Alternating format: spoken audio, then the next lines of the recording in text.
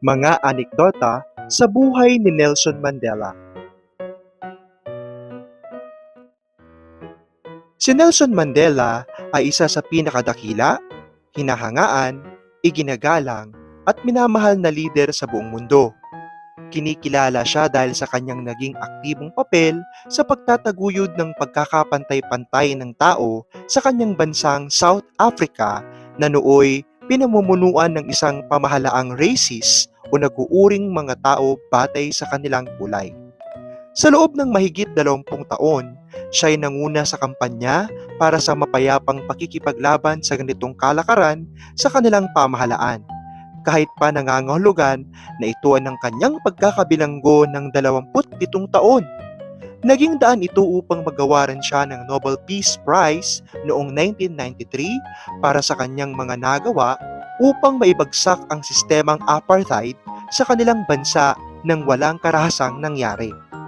Noong 1994, si Nelson Mandela ay nahalal bilang kauna-unahang itim na pangulo ng South Africa. Subalit maliban sa kanyang makulay na buhay politika, labis na hinahangaan ng mga taong nakakilala at nakasasalamuha niya ay ang kanyang pagiging mabuting tao, mapagkumbaba, marangal, masayahin at isang tunay na maginoo. Makikita ang mga katangiang ito sa musunod na anekdotang nagpapamalas kung bakit iginagalang at minamahal ng mundo si Nelson Mandela. Ayon kay John Carlin. Ayon sa pagsasalaysay ni John Carlin, isang tanyag na manunulat at dating bureau chief ng London Independent sa South Africa mula 1989 hanggang 1995, kinakapanayam niya noon si Nelson Mandela isang buwan pagkatapos itong manalo bilang Pangulo ng South Africa nang makarinig sila ng katok sa pinto. Isang puting babae ang pumasok sa opisina ng Pangulo na may dalang tray na may tsaa at tubig. Nang makita ni Nelson ang babae ay hindi ito tinapos ang sinasabi, ay agad na tumayo at nakangiting kinamusta ang babae. Saka, ipinakilala si John Carlin. Nagpasalamat si Nelson Mandela sa tubig at tsaa at umupo lang muli nang makaalis na ang babae. Ang labis na nagpahanga kay John Carlin ay hindi lang ang naging mabuti at mainit na pagtrato ni Nelson Mandela sa babae, kundi ang katotohanang ang babaeng ito na pinakitaan niya ng paggalang at pagpapahalaga ay dating empleyado ng mga pangulong naging malupit at nagdiskrimina sa mga itim na tulad niya. Katunayan, walang pinaalis ni isa man si Mandela sa mga dating empleyado ng nagdaang administrasyon. Nanatili silang lahat at nang makilala nila ang likas na kabutihan ng bago nilang Pangulo, ay minahal at hinangaan nila ito ng labis pa kaya sino man sa puting naging Pangulo ng kanilang bansa. Katunayan, ang kanyang Chief of Protocol na isang malaking lalaki at naglilingkod sa mga nagdaang Pangulo ng mahigit 13 taon ay napaluha habang ginugunita ang mga kabutihan at kagandahang loob na ginawa ni Mandela para sa kanya. Ayon kay Jesse Duarte. Ayon naman sa kwento ni Deputy Secretary General Jesse Duarte na naging personal assistant ni Mandela noong 1990 hanggang 1994, nakasanayan na raw ni Mandela ang pagtiklop at pag-aayos ng kanyang mga pinagtulugan. Minsan daw, nang sila ay nasa Shanghai, China, ay tumuloy sila sa isang napakalaki at napakagandang hotel. Sinabihan ni Duarte ang Pangulo na huwag tiklupin ang kanyang pinagtulugan dahil ayon daw sa kultura ng nasabing bansa, ang mga tagapagligpit ang dapat magligpit at maaaring makainsulto sa kanila kung ang bisita ang mag-aayos ng kanyang tinulugan. Dahil dito ipinatawag ni Mandela sa manager ng hotel ang mga babaeng tagapagligpit sa silid upang kausapin at paliwanagan kung bakit siya ang nagtitiklop at nag-aayos ng kamang kanyang tinulugan. Ayaw niyang mainsulto o masaktan ang damdamin ng mga tao nang dahil lang sa paggawa niya ng nakasanayan. Ayon pa kay Duarte, hindi niya pansin kung ang mga matataas na tao ay masasaktan o masasagasaan sa kanyang mga ginagawa o pinaglalaban, subalit ayaw niyang may maliliit na taong sumama ang loob o masaktan ng dahil sa kanya. Ayon kay John Simpson. Ayon naman sa kwento ni John Simpson, isang mamamahayag at World Affairs Editor ng BBC News, ang isang hindi niya malilimutang karanasan kaugnay ni Mandela ay nang magtungo ito sa dating paaralan ni Simpson sa Cambridge upang maging tagapagsalita. Kilala si Mandela bilang isang mahusay na tagapagsalita.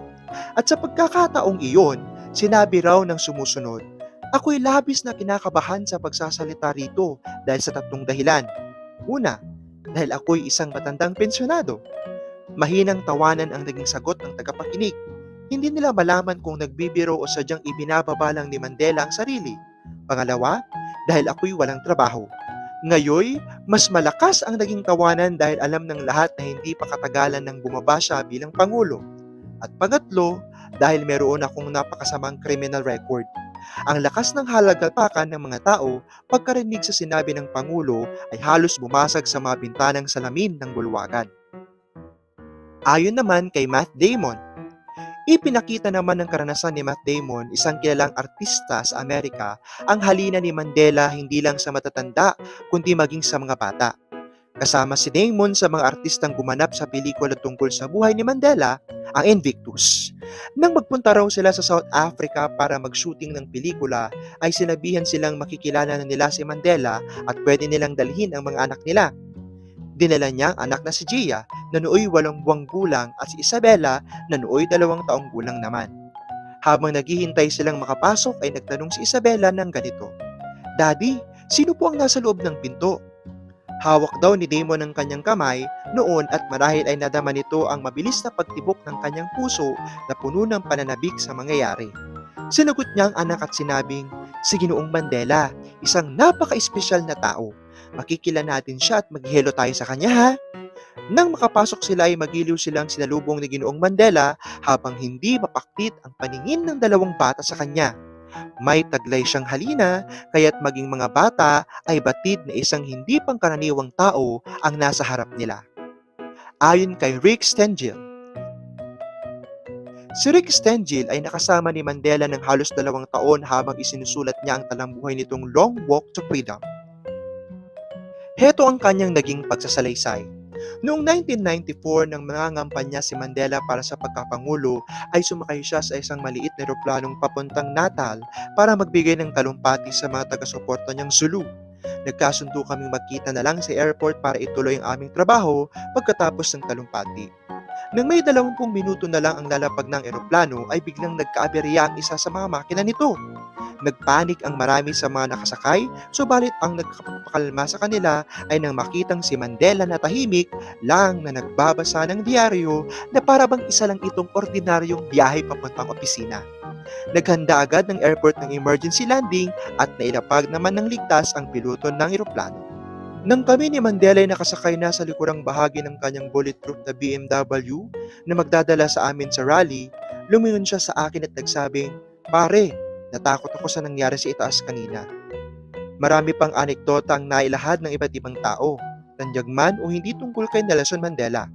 Patunay lamang ito na ang isang dakilang tao tulad ng isang diamante ay patuloy na magniningning at walang anumang bilangguan, diskriminasyon, pasakit, uhad lang sa kanyang daraanan ang hindi niya kakayaning mapagtatagumpayan.